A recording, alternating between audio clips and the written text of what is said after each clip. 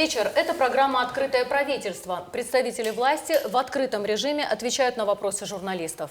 Как сделать диалог органов власти и СМИ открытым, эффективным и системным? Об этом и многом другом поговорим сегодня. На прямой диалог выходит председатель Комитета по делам печати и массовых коммуникаций Республики Юрий Федаров.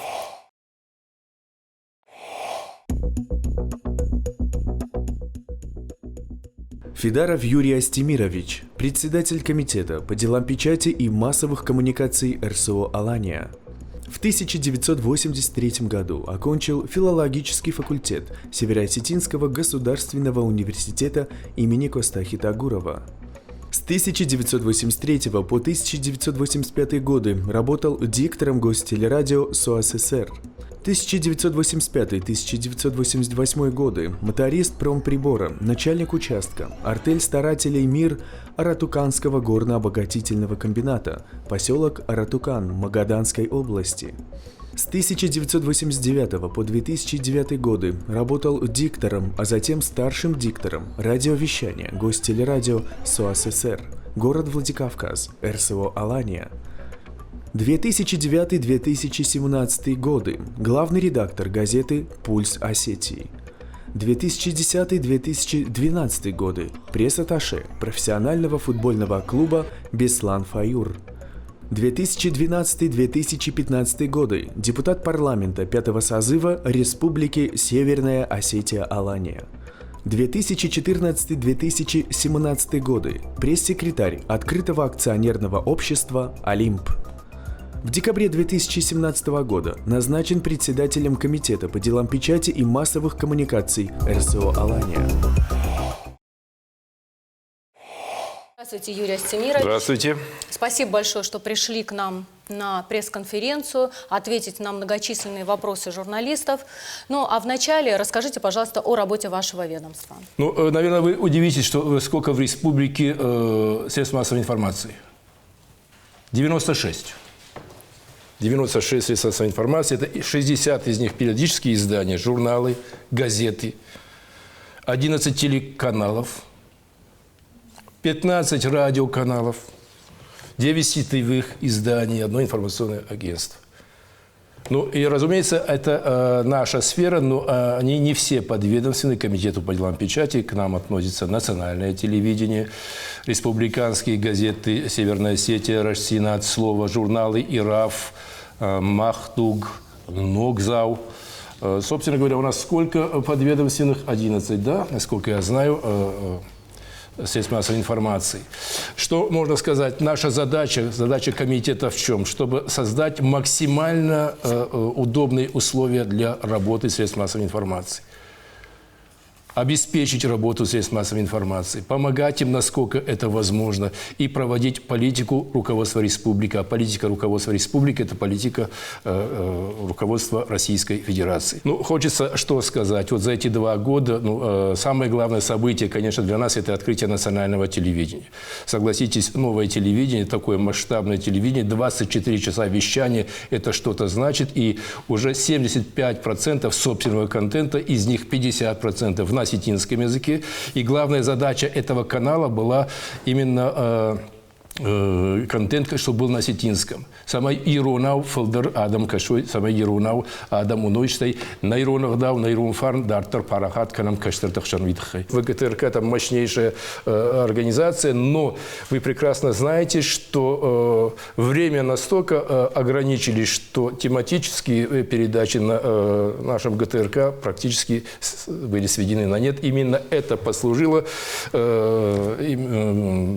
тому, чтобы все-таки создать свое телевидение. Оно дорогое. Согласитесь, телевидение сегодня создать – это не просто так. И тут нельзя не сказать о той роли, которую сыграл глава республики нашей, когда все-таки поставил задачу создать такое телевидение, и оно функционирует. И уже где-то 18 или 28 призов завоевали наши ребята, которые работают на национальном телевидении. Что касается газет наших, мы успеваем сохранить подписку на наши главные газеты. Это важнейшая задача. Согласитесь, опять в эпоху гаджетов сложно упросить людей подписываться на газеты. Согласитесь, но я вас уверяю, Северная Осетия единственная газета вообще в регионе, которая практически сохраняет. У нас 15 тысяч где-то в среднем подписка, тогда как в соседних республиках 3-4 тысячи. Это главные их газеты. Районные газеты тоже держат свою подписку. Разумеется, хоть хотелось бы, чтобы она была больше, но пока, во всяком случае, мы держимся. Что мне еще хочется сказать? Взаимодействие, вот 2 года, опять-таки, говорю, я в должности, и уже с Южной Осетией у нас налаживаются очень хорошие контакты. У нас прошло 3 встречи прошло, или даже, нет, 3. 1 раз мы ездили в Южную Осетию, 2 они приезжали к нам, и был заключен договор о взаимодействии, чтобы информация из Южной Осетии публиковалась в наших средствах массовой информации. Вы знаете, в газете «Рашсенат» проходят публикации. Национальное телевидение дает по средам. Тоже телевидение Юго-Осетинского госуниверситета. Наша задача вот эту интеграцию на информационном поле максимально, то есть интегрироваться с Южной Осетией. Потому что одно слово мы говорим «надо», мы один народ, но наша задача, чтобы именно в средствах массовой информации мы были одно поле создать информационное. Дальше что хотелось бы мне сказать? Издательство «Ира». Вот это головная боль. Это головная боль комитета, потому что когда-то 20 лет назад было принято решение сделать из них государственное унитарное предприятие, то есть практически коммерческое предприятие. 20 лет они работали, но сейчас система оплаты поменялась. Вот есть субсидии на издание социально значимой литературы. Та литература, которая нужна, необходима республике, народу. Разумеется, все финансы, все субсидии, которые к нам поступают, мы направляем им. Но раньше как было? Вот есть деньги, делят их на 12 месяцев и отправляют. Сейчас система другая. Издал книгу, показал, и комитет погашает только 30% расходов. Вот такая система, придуманная не нашим комитетом, это федеральный закон. И, к сожалению, они испытывают большие трудности. Там масса долгов, которая была сделана до того, как пришел новый руководитель туда тоже. Если бы вы увидели склад готовой продукции, хотя нельзя говорить о книгах склад готовой продукции, но там, как сказать, вагон-теплушка не вместит такое количество книг, которое было издано за столько лет, и они сейчас пылятся на складах. Где-то на сумму 15 миллионов рублей. Я когда увидел первый раз, я испытал шок эмоциональный и, скажем так, очень долго не выходил из этого состояния. С этим что-то надо делать. Дело в том, что в свое время, вы знаете, на улице Горького и проспекта Мира был магазин осетинской книги. Ну, нашлись очень умные люди, деловые люди и продали этот магазин. И сейчас нету магазина, где бы торговали вот так специализированно осетинской литературой, не только выходящей на осетинском языке, а издательство ИР и местное издательство. Есть книжные магазины, разумеется, но я этот вопрос перед главой республики поставил. И он обещал, что все-таки мы в центре города должны найти место, где бы продавались эти книги, потому что эти склады надо куда-то, что-то, эту продукцию делать, книги куда-то надо донести до людей. Донести до людей. Мы сейчас даже какие акции проводим. Вот просто на мое имя пишет директор издательства, и мы готовим просто комплекты книг, направляем туда. Вот сейчас отправили в Грузию, там Коста-Оба, большой праздник в честь юбилея Коста. Туда направили массу книг в Южную Осетию. И сейчас у нас вот в рамках празднования юбилея Коста Хитагурова есть такая акция, условное название «Библиобус». Мы просто будем в каждый район приезжать и большой комплект книг дарить местным библиотекам. Бесплатно, разумеется, это все, потому что сейчас искать выгоду коммерческую очень сложно. Главное, чтобы эти книги дошли до людей. Это наша главная задача. Что бы еще хотелось сказать? Комитет вот курирует премии главы республики на лучшую журналистскую работу. Еще ввели одну премию правительства республики для пишущих на осетинском языке. Сейчас будет премия на лучшую журналистскую работу по антинаркотической тематике. То есть вот это вот тоже наша работа. И конференции, которые проводит недавно, опять-таки, с Южной Осетии провели, даже приехал мой друг, секретарь Союза журналистов Беларуси, я его даже сразу загрузил, он и лекцию прочитал. То есть наша задача вот сделать средства массовой информации популярными, чтобы их читала молодежь. И сейчас наша задача сделать СМИ печатные читаемыми. И наша задача, мы сейчас будем создавать сайты для всех средств массовой информации подведомственных, для журналов, потому что у них были просто электронные, скажем так, странички, и не более. Ну, история с журналом «Нокзау», вы знаете, да? Вы все, разумеется, историю знаете, которую, когда я пришел и кадровые перестановки произвел, меня только ленивый не трепал и в СМИ, и в соцсетях, что я такой-сякой, пришел убийца осетинского языка, осетинской литературы. Но согласитесь, если уже люди подходят вот на праздники, когда мы книжную ярмарку устроили, и подходят, а что, еще Махтук и Нокзау, оказывается, выходят? Люди даже не знали, что журналы эти выходят. Это было просто мертвое царство. И сейчас Нокзау, я уже думаю, я уже Диане Салбиевой говорю, Диана, я уже думаю, что скоро у меня Нокзау будет преследовать на каждом шагу. Посмотрите, что молодые сделали. Никого из старших не уволили. Но просто надо свежее дыхание давать. Мы же понимаем, что если сегодня мы не передадим молодым что-то делать, не дадим им возможность, то завтра кто же это будет делать? Ну, согласитесь, да? 30 лет руководить журналом, если тебе уже за 80 лет, сядь рядом с молодым и научи его.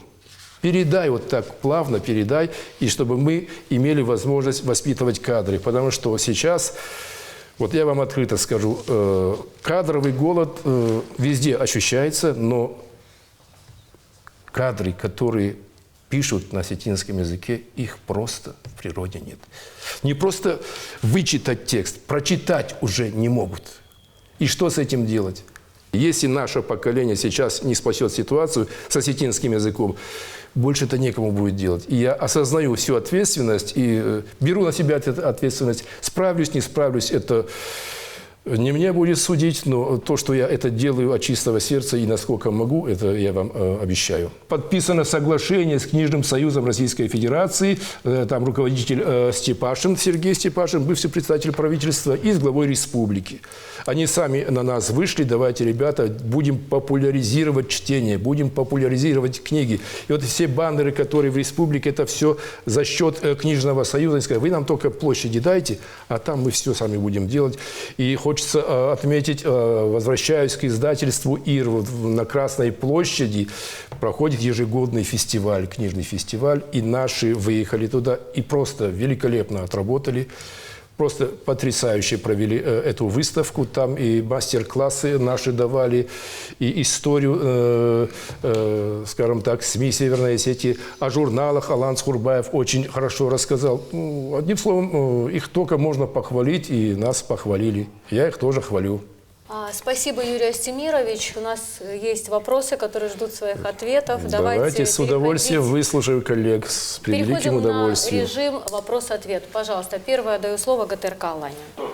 Юрий Астемирович, мы уже много послушали по поводу региональных СМИ, по поводу кадрового голода. Все-таки хотелось бы послушать о том, какие меры поддержки есть для журналистов, которые уже работают в региональных СМИ, чтобы их удерживать. Есть опыт других регионов, где, к примеру, зарплата выше у людей, которые работают в районном СМИ. Есть ли похожая практика у нас в республике или планируется ли она? Максимально, насколько было возможно, были подняты ставки. С учетом, разумеется, и увеличения минимального размера оплаты труда, все, что возможно, было сделано на уровне республики. Ну, районные газеты, они же относятся к районам, руководители районов, им подведомственны. И еще есть одна система, скажем так, стимулирующая. И главные редакторы имеют возможность имеет возможность из внебюджетных средств добавлять своим работникам. А сейчас пока данность такая. Если бы от комитета зависела заработная плата журналистов, вы примерно представляете, какие бы я поставил журналистам зарплаты? А какие? Достойные. Достойные, потому что я сам знаю, что это такое. Да. Что это за труд? Да? Что это за труд, да. Какая-то колоссальная ответственность в первую очередь. Ответственность за слово, за каждое сказанное слово. И, извините меня, это нагрузка колоссальная. Я это знаю. И не понаслышке, как говорят, а сам на себе испытал это все. С самого нижнего звена. То есть я за то, чтобы еще больше подняли, но пока что на уровне стимулирующих надо что-то делать. И районы пусть тоже немного помогают своим газетам в этом смысле. Татьяна Байбородова, Алагирская районная газета. Скажите, пожалуйста, есть ли в нашем регионе такая перспектива или возможность создать альтернативную службу, которая бы занималась подпиской и распространением печати, газет и журналов? Может ли журналист рассчитывать на это? Знаете, спасибо за вопрос. Юрий Астемирович, у меня еще вопросы. Сразу, простите, чтобы не возвращаться. Заговорили вы о кадрах. Вот даже по этому залу вы можете судить. Посмотрите, районные газеты представляют возрастные журналисты, начиная с меня, которые уже далеко за 60. Я говорю в основном. В основном. А вот молодежь наша, она находит более престижные и более высокооплачиваемые работы, и это правильно. Это правильно. Скажите, пожалуйста, ваш комитет как-то занимается содействием тому, чтобы в районные газеты из факультета журналистики приходили молодые специалисты? И самый последний вопрос сразу же задам. В мои молодые годы я помню, что комитет, представители приезжали в районные газеты периодически, проводили мониторинг газет, ругали, хвалили. Даже аттестации, помнится мне, были. Это приводило как бы в порядок и газету, и заставляло работать. Сейчас этого нет. Вот на моей памяти нет. О зарплатах я вам скажу, мне всегда неловко бывает называть эту цифру, я ее нигде не называю. Но в районных газетах корреспондент, я абсолютно точно это знаю, получает от 11 максимум 13 тысяч. Знаю, знаю. Начну со второго. Да, это как МРОТ. Знаю по поводу журфака. Именно по целевому принципу набирали. В каждый район позвонили, лично я тоже звонил. Дайте человека, который потом будет работать в вашей газете. Именно по такому принципу мы пошли. И нету, да? Нету кандидата. Вот, понимаете? Вот как мне вот... Хочется и скрыть информацию, но ее не скроешь. Когда я, не буду говорить, в один район позвонил, так и так, дайте человека, который в ближайшее время будет писать на Егорском. Но когда я направил туда письмо и позвонил, дайте человека, мне сказали, в ближайшей перспективе нам не нужен человек, который будет писать на Егорском. Вот был ответ. Как на это реагировать? Другие вопросы, какие у нас были? Об альтернативной службе. Альтернативная служба. Понятно, почта. Дело в том, что мы воюем с почтой. Воюем, буквально воюем, потому что когда они придумали, что в районах можно газету доносить раз в неделю, кучей собрать, 3 номера, вторник, четверг, суббота. Да, это вот какой в Ордонском районе такая тема была. Кучей собирать, и, мол, почтальону легче так. И они рассчитали, вот, понимаете, вот, как это назвать? Алогично я буду это самое. Мол, говорит, по весу мы же, говорит, доставляем. Мы общались прямо с руководителем почтамта, говорят, вес, и там в бумагах у них записано, что вот такой-то вес доставлен. Ребята, вы же, говорю, не огурцы доставляете, вы информацию доставляете. Если газета сегодняшняя, я заплатил за то, чтобы сегодня ее прочитать, а не в конце недели. Как можно по весу СМИ доставлять? Вот такая схема. Ну, как с этим, с ними разговаривать? А то, что альтернативное, по-моему, в Моздокском районе была попытка, да? Доставки, да. Если я не ошибаюсь, да, альтернативной. Потому что вот приезжал сюда на один из форумов был национальных СМИ. Проходил в гостинице «Владикавказ», и был тут заместитель почты, скажем так, чтобы не ошибиться, Южного федерального округа. Я ему задал вопрос, вот, вы почему с газетами так, почему не доставляете, почему цена такая? Вы знаете, почте невыгодно разносить газеты, это убыточно. Говорю, а для чего вы тогда называетесь почта? То есть это коммерческая контора, которая занимается зарабатыванием денег. И оказывается, доносить письма и газеты для них убыточно. Парадоксально, дико, но такова ситуация. Третий был какой-то вопрос, Татьяна. О мониторинге газет районных. Я приеду, обещаю. Юрий Астемирович, здравствуйте. У меня вопрос про социальные сети. Сейчас огромное количество пабликов, я имею в виду Инстаграм, которые позиционируют себя как СМИ, то есть они выкладывают новости какие-то, иногда они их забирают с других сайтов, а иногда просто придумывают. Как-то ведомство может отсматривать их или мониторить и отслеживать вот такое огромное количество распространения? Ну, я скажу так, нам вот по программе антитеррористической пропаганды нам рекомендуют отслеживать информацию, то, что касается там террористических каких-то проявлений, антинаркотические моменты, вот это да. Но согласитесь, мониторить такое количество пабликов, это у меня штат должен быть 200 человек, и каждому поручить, он должен этим заниматься. Нет, это в наши функции не входит. Разумеется, мы отслеживаем.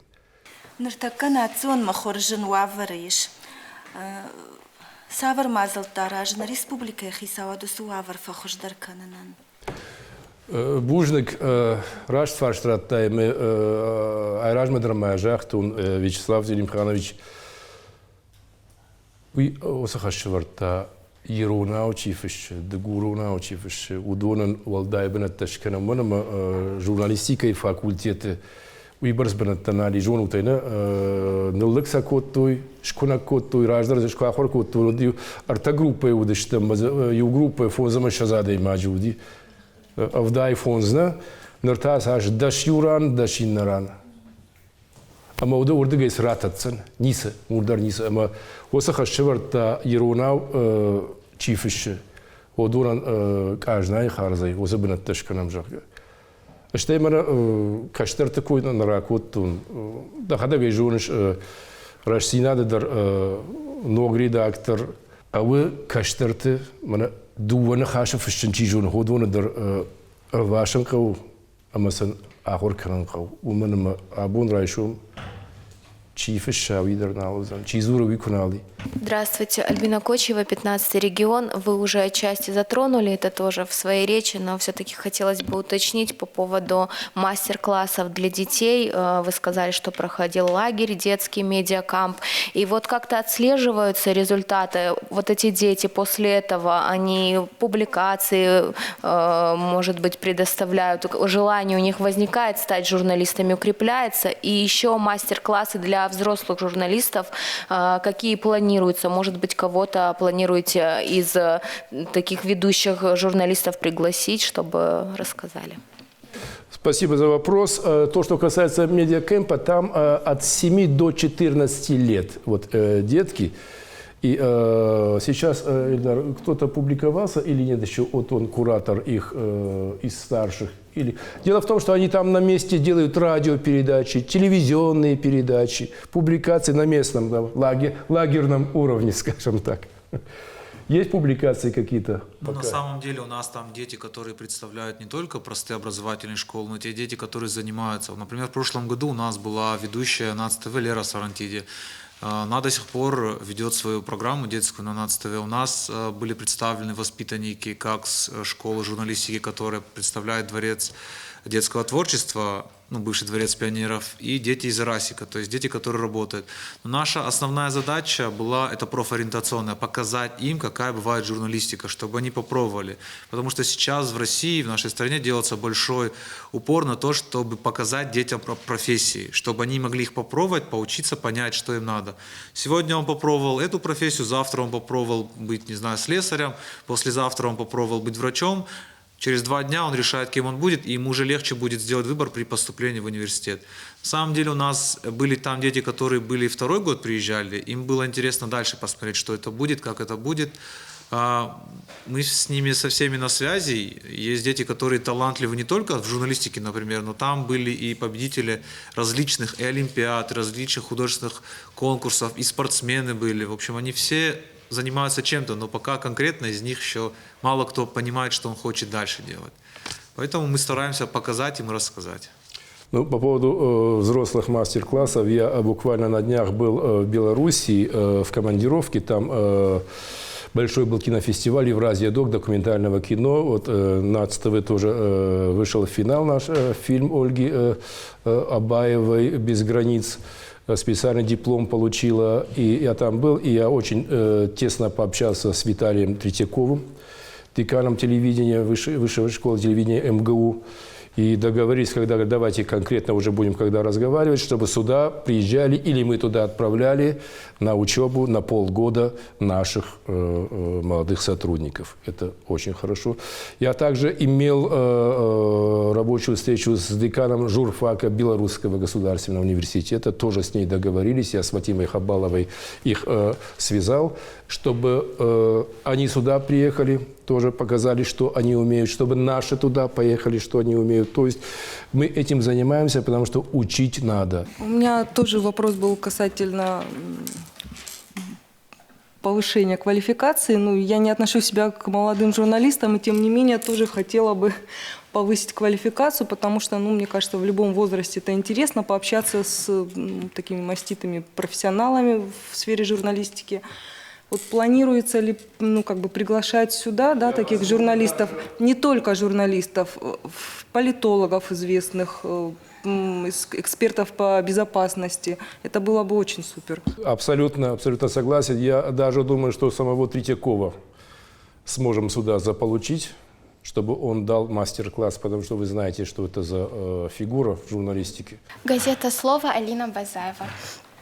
Несколько месяцев назад Комитету по печати было поручено создать рабочую группу, которая должна была провести работу по снижению регионального тарифа Почты России на подписку местных газет. Так, согласно результатам проверки УФАС, была возможность повлиять юридически на эту ситуацию.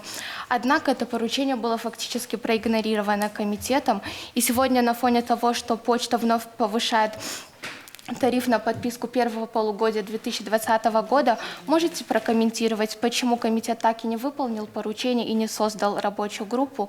И какая работа вашим ведомством проводится с Почтой России в преддверии очередной подписной кампании? 20 мая 2019 года приказ подписан председателем Фидаровым. Рабочая группа была создана. Но почему совещание не было проведено?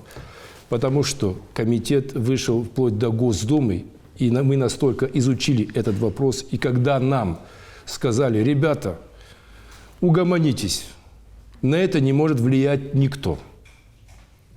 Даже глава региона нашего не сможет на это повлиять. Угомонитесь, тарифы Почты России никто в регионе не поменяет. Только федералы могут что-то сделать. Поэтому и не состоялась. А так группа, вот даже фамилии я могу зачитать, и главный редактор газеты «Слово» там, кстати, тоже есть в этой группе. Еще такой вопрос, возвращаясь к заработным платам, но сейчас речь не о журналистах, так как в редакции работают еще корректоры, верстальщики, секретари, и их заработная плата не намного выше среднего минимума. И обсуждал ли комитет с Министерством финансов республики возможность повышения зарплат, учитывая то, что они относятся к работникам бюджетной сферы? Спасибо за вопрос. Да, опять-таки, возвращаясь к чему, у главных редакторов есть внебюджетные доходы, на которые они имеют право и стимулировать своих работников. Но по газете «Слово», если мне председатель правительства задает вопрос: Юрий Артемьевич, почему там такое количество сотрудников? Там же, говорит, можно меньше и зарплаты увеличить. А какое там количество? Там 35 человек, да, по-моему, штат? По-моему, больше, чем в Россенаде, да? На что я ответил: ведь газета «Слово» – это полигон для молодых журналистов. они там учатся, они там становятся журналистами. Если мы сейчас возьмем и ужмем их штатное расписание, да, кто-то начнет получать больше, реально, да? Будем объективны, да? Ну а сколько молодых выпускников журфака, куда они пойдут? Слово, поэтому я сказал, говорю, давайте газету «Слово» не будем трогать, потому что это обучение для молодых. Там молодые становятся на ноги. И поэтому мы на это закрываем глаза. Ну, то, что зарплаты маленькие, ну, об этом мы уже говорили. Надо зарабатывать в бюджет. К сожалению, вот сейчас ситуация пока такая, да. А так можно сократить вас вдвое, и зарплат можно увеличить, если хотите. Инга Мамедова, портал Абон. Вот насколько сейчас пользуется спросом журналы «Махдук» и «Раф», и не рассматривалась ли возможность объединения двух этих издательств? Ну, может быть, это было бы экономически выгодно, и с точки зрения работы, может быть, это эффективная была бы мера. Хороший вопрос, спасибо. Я опять-таки возвращусь, что когда увидели «Махдук» в новом формате, сказали, о, «Махдук» выходит. Вся беда журнала в том, что вот опять вот эта закостенелость, которая была, на которую, скажем так, на эту амбразуру меня бросили, зная, что у меня характер такой, задняя скорость, скажем так, заблокирована. То есть журнал осетинский, «Махдук», его надо через опять-таки соцсети, возвращаюсь, это и беда, и вместе с тем и плюс. История с журналом «Нокзау», которые вообще думали, что уже не выходит. Оказывается, выходил, спокойно выходил, и там 16 полос сплошного осетинского текста, который не то, что ребенок, взрослый не станет читать. И тут мы получаем новый «Нокзау», да, вы видели формат, да, и на осетинском, и на русском, и опять я шишки получил. Почему там, мол, русские тексты появились? Ну, очень своевременно, на мой взгляд. Говорю, ребята, говорю, почему вы детей делите только на читающих и все, которые в Осетии дети есть, они должны читать «Нокзау». Кто на осетинском, кто на русском, и пусть читают. Та же самая история с «Махдук» и с «Ирафом». Мы сейчас им делаем сайты, чтобы продвигать, раскачивать, чтобы они шли в массы, чтобы люди читали. Разумеется, это не тот глянцевый журнал, который как горячие пирожки будет расходиться. Нет. Но утратить осетинские журналы невозможно и нельзя никак. Это наша главная задача, это носители, главные носители языка. То, что касается объединения, ну, опять-таки, тут тонкий момент, да, в свое время, когда, да, в 90-е годы это прошло, да, или в конец 80-х, когда вопрос дигорского языка встал, тут давайте его на дигорском издавать, вопросов не возникло, пожалуйста, журнал «Ираф», Дигорский театр, газета «Дигора». Это все было создано и было сделано правильно. Сейчас, если объединить «Махдук» и «Ираф», мы можем, как говорится, заложить нехорошую мину. Да, потому что вольно или невольно начнутся споры. А какого материала там больше должно быть? На иронском и на дигорском. Хотя я за то, чтобы все было едино. Ну, пока так, я думаю, и журнал «Ираф» имеет своего читателя, и журнал «Махдук» имеет своего читателя, и в «Махдуке» дигорские тексты публикуются, и в «Ирафе» иронские тексты публикуются. Нормально. Это, я думаю, пока нормально. А в этой сфере экономическая выгода, вы знаете, это опасная штука. Экономическая выгода, да, глянцевые журналы, пожалуйста, это экономически выгодно, но вносят ли они именно в осетинскую среду то, что надо вносить? Поддерживать нужно оба журнала, поддерживать нужно все такие начинания. Но вы знаете, здесь не только комитет по делам печати может поддерживать, и мы с вами. Мы можем подписку организовать, да? Каждый, например, даже из сидящих здесь подпишется на журнал. Это уже большая помощь для журнала, так, Юрий? Абсолютно, абсолютно. То есть их надо читать. Их надо читать, потому что без языка, понимаете, язык не говорят средства общения, нет. Язык – средство мышления. Вот это надо запомнить. Вот если ты на своем языке думаешь, значит, ты представитель этой нации. Если ты перестал думать на своем языке... Здравствуйте. Меня зовут Юлия Юрова, я из Моздовского района, Моздовский вестник. Приехала к вам первый раз, всех вас очень рада видеть. Мой вопрос уже прозвучал здесь дважды, но, однако, я могу некоторые у вас уточнения попросить. Дело в том, что мы не бюджетники, вы знаете, мы муниципальное унитарное предприятие, мы сами на себя зарабатываем, никаких дотаций мы не получаем. Почта России, которая стала для нас, для всех таким средством перекрытия дыхания, так скажем, действительно очень сильно влияет на муниципально-унитарные наши предприятия. У нас полгода была снижена ставка у всего предприятия, 0,8 мы получали из-за Почты России. Наши зарплаты зависят только от нашей подписки.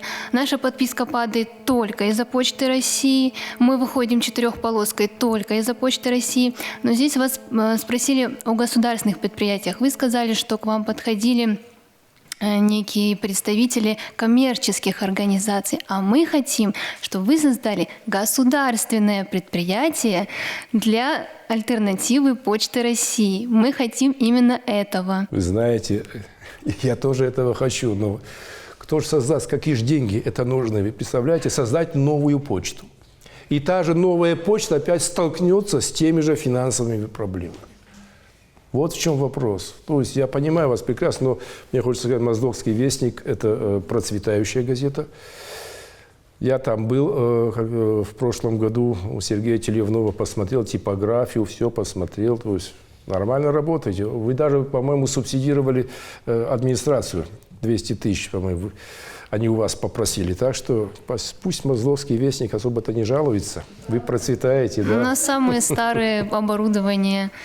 И как бы, ну ладно. Я понимаю, это вопрос почты, он стоит настолько жестко, настолько... У меня есть, простите, пожалуйста, спасибо вам за ответ, еще один вопрос. Планируется ли грантовая поддержка именно районных газет, не журналистов, а именно целых изданий? Потому что мы вот сейчас участвуем с Нового года, попытаемся побороться за грант Роспечати по социальному значимому проекту. У нас есть такой спецвыпуск «Малая Родина», где мы освещаем жизнь и историю наших сельских поселений. Вот республиканские гранты у вас в перспективе нет? Давайте запишем эту перспективу. Давайте. То есть спасибо за совет. Да, да, хороший. Да. Вообще сейчас на сегодняшний день наша Россия, есть такое направление, что сокращать государственные учреждения. Это касается и ГУПов, это касается и ГБУ. Если вы следите за новостями, то недавно вынесен был вопрос о том, чтобы Почту России из федерального государственного унитарного предприятия перевести в акционерное общество. То есть сейчас в стране тенденция на то, чтобы делать количество бюджетных учреждений государственных вообще меньше. Поэтому создание очередного ГУПа, который будет финансироваться 100% из республики, это вопрос очень серьезных финансовых вливаний. Поэтому мы рассматриваем разные варианты. И, как Юрий Астемирович говорил, обращаются к нам граждане. Но когда реально вопрос касается конкретных дел, то многие отказываются по доставке на то, что... Да. Ну, здесь вопрос инвестора. Это новое веяние, новое время, поэтому и все же не будем терять надежду, что появится такой инвестор. Продолжим. Газета «Владикавказ», Марина Гудухова. Вот свой вопрос хочу начать с Южной Осетии. Вы сказали, что у вас бывают встречи, налаживается контакт. И вот такой вопрос. Почему мы, жители Северной Осетии, не можем подписаться на их газеты, журналы, если мы считаем, что мы единая Осетия? Нет, ну мы считаем, что мы единая Осетия, но есть государство Российская Федерация, есть государство Алания. Южная Осетия – это же государство Алания, насколько я знаю сейчас. Это не субъект Российской Федерации. А так, по-моему, в частном образом можно подписываться. Добрый день, Маргарита Тедеева, газета «Фидиок». У меня такой вопрос. В общем, здесь все присутствующие задают один и тот же вопрос, то, что касается Почты России. Конечно, Почта России душит газету, тем более районную газету. Но вы еще только что озвучили, что будут созданы сайты электронные газет. Не думаете ли вы, что это вообще убьет подписку? Я понимаю ваши опасения, но а какой вариант? Я еще раз повторюсь, районную газету все-таки желают получать на руки. Пока, во всяком случае. Но игнорировать соцсети, паблики – мы сейчас не можем. Согласитесь, да? То есть видео должны читать и в интернете должны читать, везде должны читать, во Просто всем наш мире должны контингент читать. останутся бабушки и дедушки, тоже не хочется. Хочется, чтобы люди брали газету, Вот поэтому трогали и в её. интернете, чтобы не только бабушки и дедушки. Но нынешние поколения, такие как я, тоже через 10 лет станут бабушками и дедушками. Все-таки будем читать газету тоже. Еще у меня не вопрос, а вот как пожелание. У нас действительно голод кадровый в районах. Молодежь вообще не хочет идти работать в район, потому что там и зарплата, и транспорт, и расходы там большие. А у нас сейчас у молодежи какая тенденция? Если я получил высшее образование, то я сразу хочу быть директором, потому что я гений. Ну вот, это им, видимо, дома внушается или как, я не знаю. Но я соглашусь с этим. У нас молодежь вся талантливая. Но если можно, то хотя бы в виде практики или в виде производственной практики, направлять их в районные газеты хотя бы с той целью, чтобы они специфику района выучили. У нас район очень специфичный хотя бы по географическому положению. У нас порой иногда берешь, читаешь какую-то новость или какое-то сообщение, и люди не понимают, о чем пишут. Они путают Орхонку и Октябрьское, они путают Гизель и Сунжу. Просто... Ну, пригороды, конечно, уникальный в этом смысле район, конечно, да. Уникальный. Ну, давайте я с деканом факультета журналистики мы озвучим эту тему, и давайте это будем делать. Вероника Пахомова, газета «Вести Дегории». Юрий Астемирович, в первую очередь хотелось бы вас поблагодарить за взаимодействие с редакциями, за организацию обучающих семинаров. Наши сотрудники участвовали, они много нам дают. И лагерь «Медиакэмп» тоже очень хорошая идея. Тоже у нас были участники, нам понравилось. Надеемся на продолжение сотрудничества. А вопрос все тот же наболевший, наша подписка, взаимодействие с Почтой России. Может ли комитет поставить вопрос перед почтовиками, чтобы разрешили льготную подписку ветеранам труда? Нет, это хорошая тема, давайте. Я этот вопрос поставлю непременно. Алина Налдикоева, газета «Жизнь правобережья». Хотелось бы более подробно узнать, какие у нас перспективы развития отношений с журналистами Южной Осетии. Спасибо. Ну, я повторюсь, что на самом деле уже 3 встречи произошли. Вот сейчас форум, когда последний был, да, у нас во Владикавказе. Журналисты Южной Осетии, Северной Осетии пообщались. Интегрироваться будем еще больше, еще больше. Мы сейчас требуем от них информации, чтобы они нам присылали информацию, потому что вопрос поступил, нельзя подписаться на газеты Южной Осетии и в обратную сторону. Но чтобы новости из Осетии шли туда, Северной, из Южной шли к нам, и мы знали, кто чем дышит. А так дальше, разумеется, контакты будем еще больше налаживать. Марьям Бетрозов. Не секрет, что основные подписчики в районах – это старшее поколение.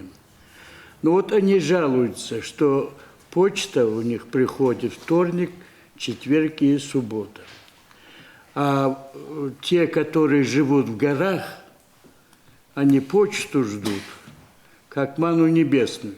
Потому что они не только газету привозят, но еще и продукты питания. И так далее, и так далее. Это первый вопрос. И второй. Несколько лет тому назад мы вынуждены были отказаться от услуг дома печати из-за дороговизны. И перешли мы на обслуживание в Моздок. Но там условия вот такие, что в понедельник мы обязаны послать газету до 9:30, а в остальные дни до 2 часов. Значит, оперативные материалы мы уже не успеваем. Можете ли вы нам позадействовать? Опять же, почта. Все упирается в почту. Я понял. Ну, то, что касается газеты «Ираф», там не все упирается в почту. Но вот вы отказались, да, от полиграф-сервиса, да? В Моздоке дешевле. Там «Ираф» печатают, там «Вести Дегории» печатают. Ну, давайте будем объективны и откровенны. Качество печати вас устраивает? Нет, не устраивает.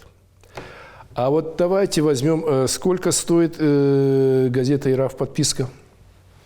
За 600. За 600 почти как Рашсенат. Да.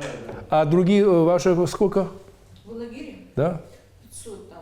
То есть дороже всех подписка у газеты «Ираф». Парадоксальная ситуация. Печатаются в дешевой типографии, где еще методом первопечатника Федорова печатают порой. А подписка дороже. Я этот вопрос поставил перед главой администрации. Говорю, почему у тебя, говорю, такая батрас, дорогая подписка? Ну, понимаешь, они, говорят, в Мазоке печатают. Говорят, да наоборот, в Мазоке дешевле. Потому что есть вопросы к газете «Ираф». Есть вопросы, Майран. И делать не только в почте. Естественно, из Мазока доставить тяжелее, чем с полиграф-сервиса. И полиграф-сервис настолько дороже, разве? Вряд ли. Вряд ли. Потому что вопросы относительно газеты «Ираф» есть. А то, что почта, мы уже, я думаю, только об этом сегодня и говорим. И я думаю, вот знал, что этот вопрос будет, но не знал, что все практически будут задавать его. Значит, надо было Олега Калоева сюда тоже привести, чтобы он это все слышал и видел, что происходит. По телевизору вы слышите? Ну, услышать, лично говорил, он нормальный, как говорится, человек, но он тоже подневольный. Это все от федералов идет. Это идет из Москвы.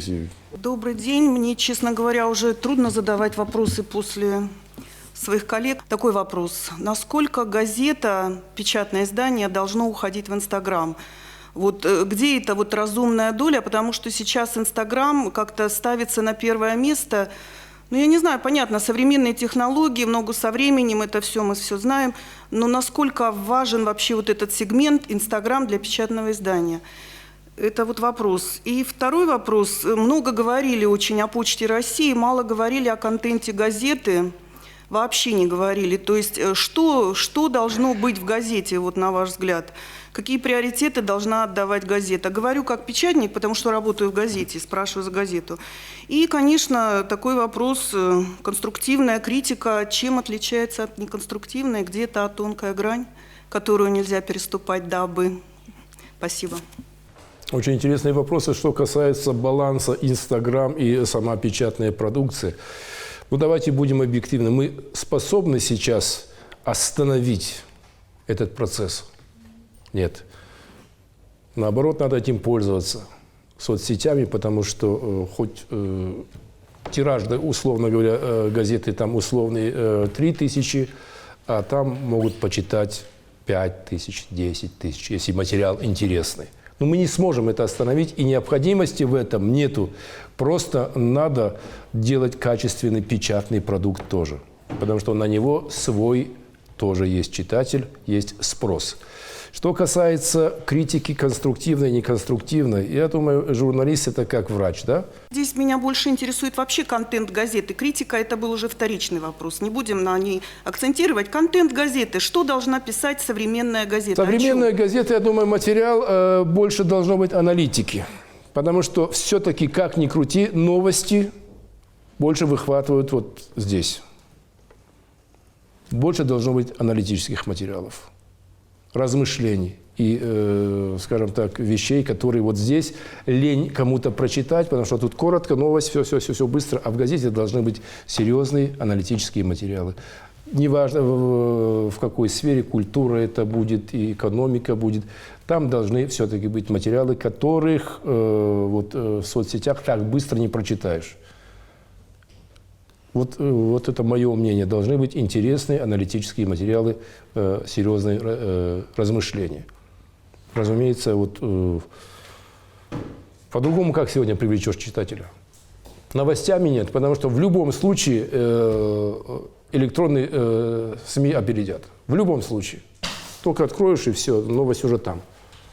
А газета еще не напечатана, ее надо набрать, сверстать, напечатать. Юрий Астемирович, но очень редко в соцсетях мы видим рассказы, допустим, о профессиях, о доярке, о трактористе и так далее. А местные газеты, особенно районные, они же могут вот об этом писать. Что районные газеты, они необходимы и они нужны. И все газеты нужны, потому что то, что в газетах публикуется, здесь не всегда идет, скажем так, в соцсетях. Да, если И еще... вот в соцсетях, если мы прорекламируем, допустим, вот такую статью, ну, все родственники купят эту газету, я уверена, да, то есть вот, которые, там, фотография, допустим, общая какая-то. То есть это привлекает внимание и распространение. Без этого, то есть уже сейчас. Здесь нужно пользоваться всеми. Да, обратной дороги нет. Просто надо умело пользоваться соцсетями. Умело продвигать свой продукт через соцсети. Ну да, здесь мастера, наверное, есть. Вот продвигать продукт в соцсетях уже у нас научились. А вот писать аналитические материалы, вот это проблема. И потом проблема с экспертами. Вы прекрасно знаете, что найти эксперта, который еще, как скажем, разрешит озвучивать его мнение и указывать его фамилию, это крайне трудно, особенно по каким-то таким вот щекотливым вопросам. Да, и все-таки про критику тоже поговорим. Давай. Про критику, согласен. Вот Тома меня точно знает, да, что я всю жизнь критиковал, да? Критиковал, да. То есть, я критиковал положение вещей каких-то и никогда не переходил на личности чьи-то. Не было этого. То есть, если есть проблема, озвучивайте. Озвучивайте. Это нужно. Если вы знаете проблему, ее надо озвучить, а не скрыть. И я вас уверяю, вам только за это будут благодарны. Аркадий Кубалов, газета «Ражма». Вопрос такой. Раз уж речь зашла о работе типографии, существенным фактором для выпуска качественной газеты являются полиграфические услуги. Читатель не последнюю роль играют для читателя качество изображений, качество бумаги. Как вы считаете, типографии республики отвечают современным требованиям? Спасибо за вопрос. Разумеется, что считать современным требованием в наших условиях? Есть полиграф-сервис, есть бумага разного качества. Разумеется, вот «Ражма», газета, да, вы шикарные номера выпускаете на хорошей, качественной бумаге. Мне они нравятся. Но, разумеется, сейчас сказать, что полиграф-сервис – это, скажем так, последнее слово печатания, этого сказать нельзя. И поэтому тема какая, я на чем хочу заострить внимание. Мне хочется, чтобы республиканские печатные издания печатались в полиграф-сервисе. Почему? Чтобы у них были деньги. Это государственная структура, наша государственная структура, чтобы они свое оборудование обновили. Это необходимость сегодня. Это реальная необходимость. Во всяком случае, на сегодняшний день лучше полиграф-сервиса газеты не печатает никто. Как бы мы ни хотели. Да, ессентуки есть, но я думаю, полиграф-сервис им не уступает. Хотя с вами согласен, печатная продукция должна иметь очень благообразный вид, чтобы его было приятно брать на руки. Но если тот же директор типографии завезет бумагу более дорогую, ой-ой-ой, что начнется, да? Как цены подскочат на те же газеты. Вот в чем дело. То есть экономика. Экономика, к великому сожалению, если мы начнем все газеты печатать такие, как порой газета «Вперед» Ражма делает на белой красивой бумаге, то вам на зарплату денег не останется. Бумага дорогая очень.